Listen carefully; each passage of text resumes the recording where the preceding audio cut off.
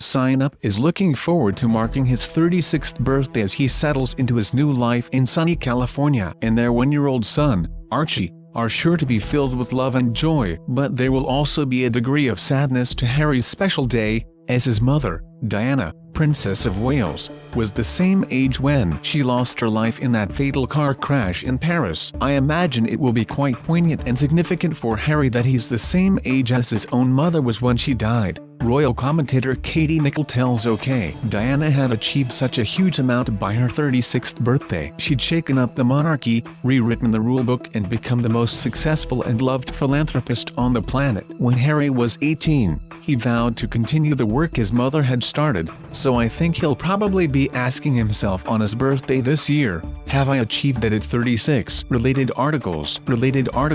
Get exclusive celebrity stories and fabulous photo shoots straight to your inbox with You Can Sign Up at the top of the page. Ever since stepping away from senior royal life earlier this year, Harry's been based in America with Meghan and Archie. The trio are now ensconced in their forever home in the celebrity enclave of Montecito, Santa Barbara, a 90-minute drive north of Los Angeles. Harry's 36th birthday will be very different from any past birthdays, points out Katie. He's in a new country, living a completely different life. This will also be his first birthday as a non-royal. That's probably going to be quite a defining moment for him.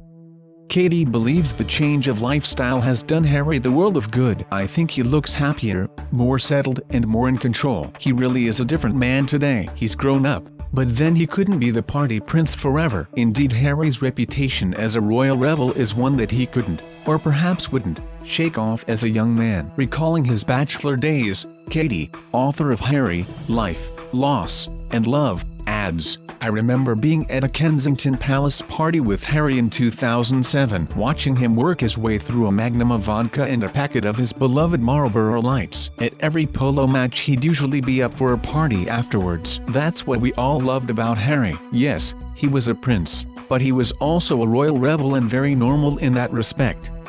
Harry's wild moments are quite legendary. During a holiday on the Croatian island of Hvar in 2011, an overexcited Harry famously ended up falling into a swimming pool fully clothed. That same year, on the eve of the Duke of Cambridge's wedding, best man Harry allegedly stayed up partying at London's Goring Hotel until 3 a.m. and injured his foot jumping off a balcony. A year later, he organized a game of strip billiards in a Las Vegas VIP hotel suite. Nude photos of him, taken surreptitiously by a guest, were splashed across a UK tabloid. Even a charity trip to the South Pole, in 2013, in the company of actor Dominic West, saw Harry telling eye-wateringly rude jokes and drinking champagne out of a prosthetic leg. Of course, it's highly probable that some of Harry's rowdier behavior was partly his way of dealing with his grief over the loss of his mum. Diana always said Harry was the naughty one, says Katie, but I think all that bottled-up emotion probably did manifest itself in some of his wilder experiences during his youth. His early 30s were a turning point when he finally began to process that grief and seek counseling. That's when we saw Harry start to settle down.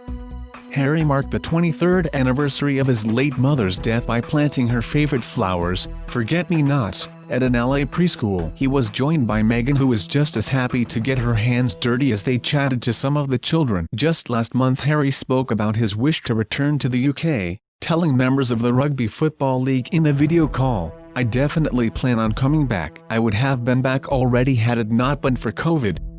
Despite having expat friends in LA, including school pal Arthur Landon, Baujas nightclub owner Matt Hermer and singer Adele, it's evident Harry misses home and, perhaps surprisingly to some, the brother he's left behind. William and Harry have had their problems and they're not yet back to being the best of friends, but they are in touch and their relationship is slowly recovering, Katie tells OK! There's no way William won't pick up the phone and wish his brother a happy birthday on this special day. Meghan, 39, will of course spoil her husband. They're both very thoughtful and romantic when it comes to gifts for each other, says Katie. Harry has bought Meghan really beautiful artworks and engraved jewelry, while her gifts are said to always come with a sweet handwritten note. Related articles.